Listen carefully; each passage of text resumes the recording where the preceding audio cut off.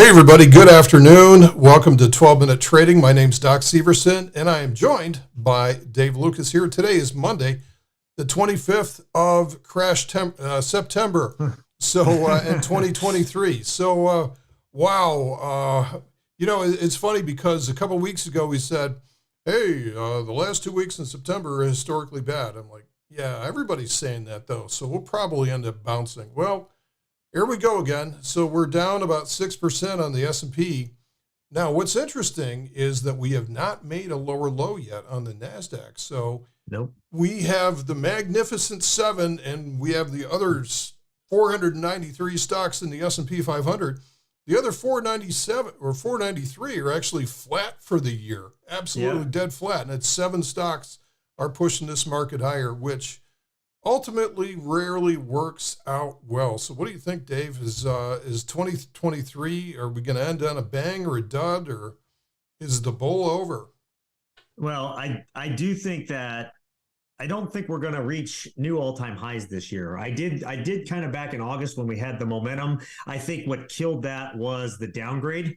I think that kind of killed everything, and then it's kind of ensued from there. Now, there's a lot on tap this week. You got the end of the quarter as well. So we have the end of the quarter effectively on Friday. And so sometimes you see a run up in the end of the quarter, right? We had the last week is typically the worst week of the year historically. So we got through that, right? And we expected, that to happen. So today we've got a little bit of a bounce going. And we are oversold. We're outside the lower Bollinger Bands on the daily charts. We got pretty far outside of them, even Thursday last week, and we're outside as of Friday. So it's natural to see us bounce back inside of them. But if we don't have a really good sustained rally back inside that range, and we just kind of get up and just kind of get inside there and plod along for a couple days, that's just all that's going to do is give that daily chart a little more time to charge up so that it can go roll over with the weekly chart and then go down to that low. So we need to see, like even today, we need to see a really good, strong finish, right? Friday was a great example of that was a really, really bad sign for the the near term in the markets, right? That to be up, I think the NASDAQ was up 120, 130 points, and it ended up only up 6. So barely, and S&P went negative. So you want to see that 100-point day close up there. And that tells you you've kind of hit that short-term bottom. So I'm not surprised if we do that a little bit. I'm not surprised if we see a little bit of a suckers rally, that I would call it, a little bit of a relief suckers rally, maybe see like 4380 on the S&P. But if we don't really sustain and hold it with conviction, we're just going to roll right back over, and then we're probably headed to 4,200 range. That's just kind of what it looks like. Maybe deeper if we get like a government shutdown coming in and all the other stuff that can happen. So it's very, very much up in the air. And that's why I've been telling my students over the last 3 weeks, I'm going half on my position sizes. I'm not doing, as many contracts as I normally do. I'm going half, I'm hedging my bets, and, I'll let this thing play out and give us an idea which way it's going to go, which I think we'll start to have as we get into the first couple weeks of October. That weekly chart, at least on my model that I watch, hasn't really released yet, and so I'm still waiting to see which way that decides to go. So that's kind of how I see it right now. It's kind of the waiting game. We're kind of in limbo this week. We're on that cliff, teetering either way. All right, good job. I will throw this over here onto the charts and throw a little bit of color on here to what Dave was saying. So we had this great breakout here back in June. Nice breakout up to the highs up in late July. And then since that point, we've gone into a corrective pattern. So it's been for the last 2 months, we've been in correction. Now we're down a little bit more than 6% right now. To get down to 10% is going to take it down to maybe 41.50, something like that is 10%. So that's a lot of people's definition of a full correction. Now what Dave was talking about is this is a double bottom so far. This is a double bottom with the lows from August. And one of my favorite patterns, and I think we talked about this last week before the crash, was a double bottom undercut is one of my favorite patterns that we rarely see, but it's super powerful when it does happen. So for that to occur, we can't close again down below here again today. So we did that on Friday. We tried to rally on Friday, got hauled underwater. And once again today, the issue isn't down. We're only up 10 points. Now, what matters is what happens in the next 90 minutes here, 90 to 80 minutes. If we close strongly up into if we close strongly, so we're so far holding above the opening range, but below the upper expected move. So the price is really pinned. And it does not look like it's the type of day right now with the internals that we have that we are going to see a big short covering rally based up to 4,400. So what that does is it opens us up to further downside. Now, what Dave was talking about is if it doesn't get anywhere, if we just sort of walk around for the next week in this area, what is that? That's known as a bear flag. So that's a continuation pattern. And it typically shows up about halfway through a pattern. We get a bear flag until the daily chart is able to catch its breath again. And then we go down about a similar amount for this. And for those of you that are Elliotticians, this would be the ABC corrective move. So this all has some reasoning behind it. Now, something else that I've been looking at is the volume profile. See if I can find this here. So here's the spiders. And the volume profile is actually really, really accurate on these things. What you'll find is that when you have very low volume, like in this area, it tends to form like an air pocket and price tends to just rip through here because it didn't spend any time on the way up back in June. And it's not going to spend any time if it releases from this level below 4,300. It's going to plunge down here. Maybe first stop 4,200. Ultimately, the big support comes in around 41.25 to 41.50.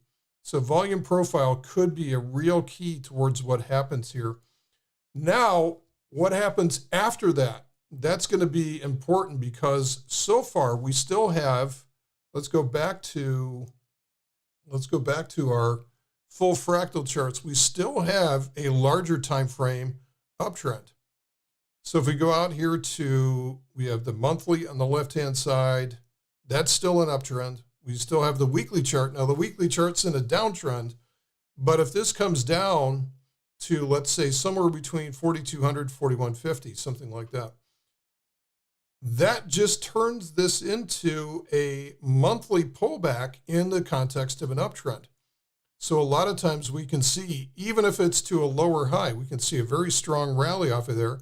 If you want context or an example for this, go back and look exactly what happened back in March and April of last year, 2022. We had your classic bear rally up to a lower high, and that's where the real selling came in. So even if it comes down for here in the meantime, we'll probably have some type of fourth quarter rally off of this support level that we talked about.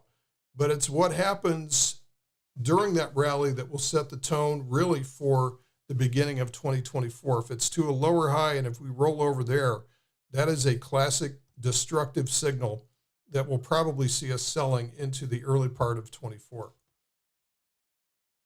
Okay, big deep breath there. That's a lot to chew on, but there's a couple things on there too, Doc. If you keep that up, I think you can see, like, even on that monthly chart that you had, there's that huge confluence that is there around that level. That's the support zone. You can just look at that monthly chart. Look at all of that just sideways action if you pull down into that range, which is at 41.50-ish, right around there. Yeah, that is, if that doesn't hold, then you really are heading down from there, right? You're going down in the 3,000s again, because that is your big support zone. And you can see it like on the weekly chart. You can kind of see where that lines up on the weekly chart too, where it's just that huge support zone that's sitting there. So that's your target. If the weekly energy wants to go there, that's your target for the weekly energy. It has plenty enough to get there. It's not far, right? You're maybe 200 points away from it right now. So the weekly, the weekly swing on the S&P can go 400 to 600 points easy. So I think, if last week was the beginning of the weekly swing lower, I think that's a really easy get down there. And then that's where you find your support. So again, if you're looking at where you're placing positions, if you're playing positions into this, definitely make sure you are, outside that zone or far below it. Another thing, Doc, that I was looking at earlier today that I think is interesting for everybody, because you mentioned it in the beginning and it jogged my memory to it, is you mentioned how the bulk of the stocks haven't gone anywhere for the entire year. Well, there's actually an index that really tracks that. It's called the RSP. So if you pull up the RSP, if you're an iron condor trader and you're looking to do maybe longer term iron condors and just bracket a range, this thing has been going sideways forever. So it has gone nowhere for literally 2 years. Kind of like the Russell, huh? Yeah, kind of like the Russell. And so I was just looking at it earlier because I was looking at maybe potentially trading it. And I think it's an interesting, kind of index. Look at where it's at for its energies. You've got the daily on the floor. You've got the weekly on the floor. You've got, the options chains are pretty good. Anywhere like 120-ish range on the downside, up to about 160-ish. I think the all-time high is 164. But it's interesting watching this because it's looking like the daily and the weekly on this chart are actually exhausted. And the monthly hasn't really got going yet. So it's interesting, like, where does this thing break out and go, at this point? So it's a very interesting, different, like, it's almost the full S&P 500 with the exception of a few stocks. So it's an amazing, just like total dichotomy between the two. Looking at it, it's just something maybe to put on your watch list there. Something else that I think people need to understand is the way the price moves. So what we have is when we start moving to the downside, let's say that we really start moving towards 4150, right? People are going to panic. People are going to freak. We're going to have a VIX of 30 if we get up to that level. It's going to be a scary environment. Everywhere you look is going to be bad news no matter what. Now, what people forget about is the fact that moves like this are really like once in a generation, where we drop 35% right off the highs. That only happens if we have bad things which are not priced in. So this is typically exogenous events. This is like 9/11. This is the pandemic. This is to some degree, things like Brexit, right? Which are just strange things. Or a potential treasury credit event. Yeah, that could happen as well too. but I guess my point here is that rarely do we ever see the price just rip off of the highs. And this is what I say is that tops are a process. Bottoms are an event. Notice how bottoms are typically an event where you typically get these big V bottoms like that. But you never get an inverted V bottom. You never get an inverted V bottom. They're always very noisy up here before they start to release to the downside. Remember that positive drift causes a lot of dip buying along the way, and it kind of interrupts that. So it's only rare situations where we have the price just, eating it to the downside. So we'll find this, and, on a week-by-week basis, we'll come back here, and we will, there we go. On a week-by-week basis, we'll kind of, fill you guys in and, tell you what we're seeing in terms of the structure, because to me, it's not just the signals, it's also the structure of what's happening. Right. Because like rule number 2, reversals start from the inside out, understanding what's actually propagating higher. And by the way, if there's anybody, you could see a good suckers rally off early on this week, because of that exact thing right there. Yeah, gap fill up to 4,400. So if there's anybody that's joining us live here today, you're more than welcome to, if you have any questions, ask away. Any, things you want to, are eating at you and, stump us, go ahead.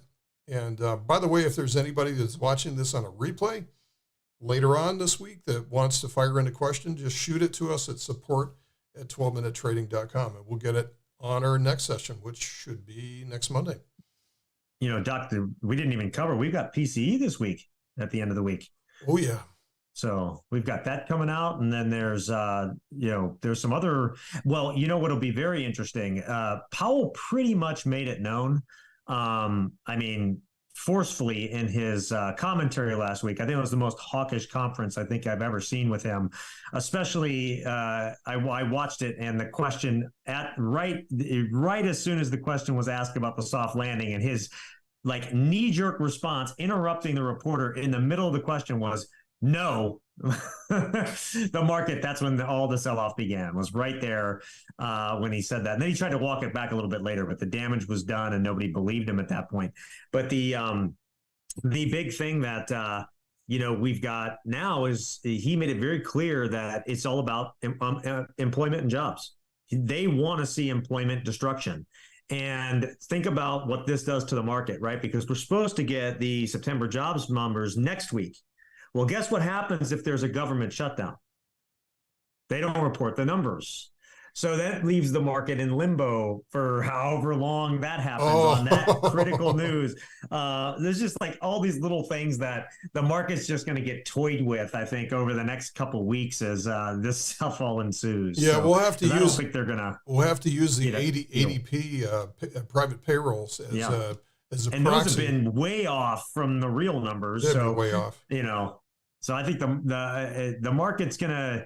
I just think you're in this weird, pattern where any day you're either going to get a piece of news that sends this thing skyrocketing higher, or just causes this thing to give up the ghost, and just that just capitulation event happens, and it'll happen quick and it'll bottom quick. You'll see that V bottom that you're talking about early, and you'll probably be higher. You'll probably back up to 4,500 plus by the end of November or October, in that sense. But for about a 4 to 6 day period, it's going to just be super ugly if it does that.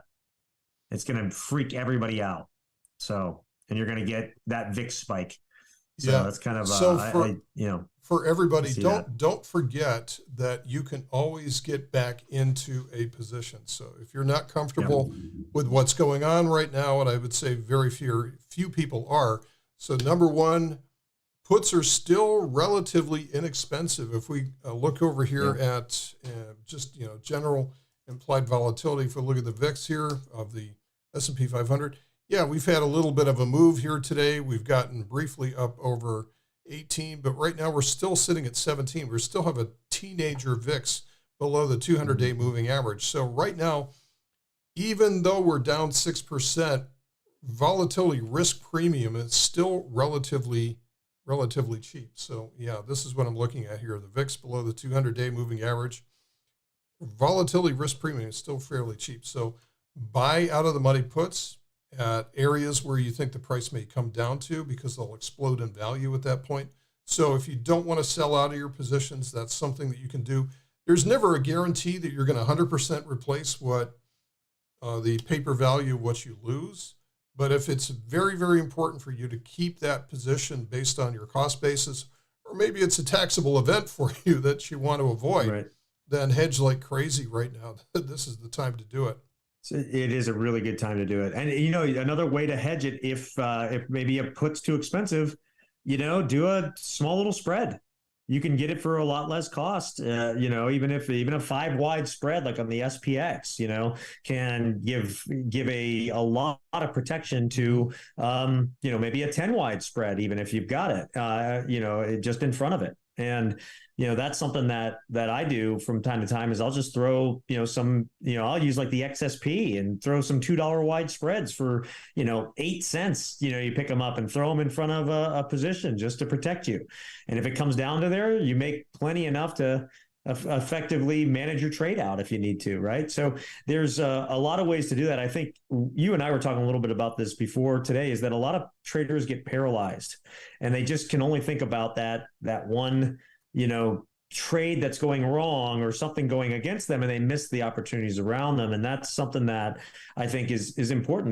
There's a lot of opportunity cheap right now that you can take from a defensive standpoint. And if it doesn't pan out, it's just a little bit anyways, right? So it's something to think about right now. So there's a great expression that I heard, and I apologize because I don't know who to refer this or to attribute this to, but it's called strong opinions loosely held. So it's okay to have a strong opinion about the market, about where you think things are going or whether, who's in control, but loosely held. One thing that I've found with all really successful traders is that they will literally shift on a dime. Yeah. And a lot of people find that frustrating if they're following them on Twitter and, like one day they'll be bullish, bullish, bullish. And all of a sudden they're like, sell everything. Here's the reasons why I'm bearish.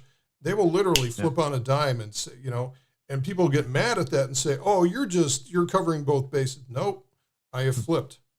And strong opinions loosely held. So you're not so entrenched in your bias that you're going to ignore all the other information that's out there that's freely available to everybody. And that's one of the biggest issues that we have, is that we see what we want to see. And this is that cognitive bias that all of us humans are really, really susceptible to. Like, find a traffic accident and compare the notes from both drivers, and they will be a polar opposite. They'll be 180 degrees, be totally separate from each other. No, he was the one that did this, and that didn't happen to me. That is the cognitive bias for this. So we're getting into the time of year where it's going to be tough waters, I think, for people. Whether we go higher or lower, it's not going to feel right. Whatever happens is not going to feel right. And every bone in your body is going to be protesting, like, that can't be happening, right? And it will be happening. And you have to learn to believe your eyes and what you see in front of you. Well, I mean, a great example is back at the beginning of August. I said I think we could see new highs this year. I think we could get back to 4,800 on the S&P based upon the trajectory, where the energy was, how it was looking to shape up, the way that the positivity was flowing. But then the downgrade is what killed that. It just like stopped it in its tracks and turned things around and brought some of that negativity back in the market. And then you had other things like, a couple other banks that got downgraded and some other things that happened to really do that. Up to that point, it seemed like we kind of had gotten through the bank failures and all that stuff. So it was smooth sailing. And now, there's a lot of other things that have come in. And so that's why, I've changed, said, I don't think we're going to see new highs this year. I think we might get back to that 4,500 to 4,600 range by the end of the year. I think that's probably doable if this thing rallies in the fourth quarter, which is seasonal, right? We're talking about seasonal right now at the end of September. Typically in early October, you get some of that, that weakness, and then you run up into the end of the year. And then you fall apart again, typically in January. Like, that's the seasonal type of market movement. And so I just think that there's some damper on the market now to be able to maybe hit those all-time highs again. And so I've shifted and said that's that's where we're at, right? So it is what the price is telling us.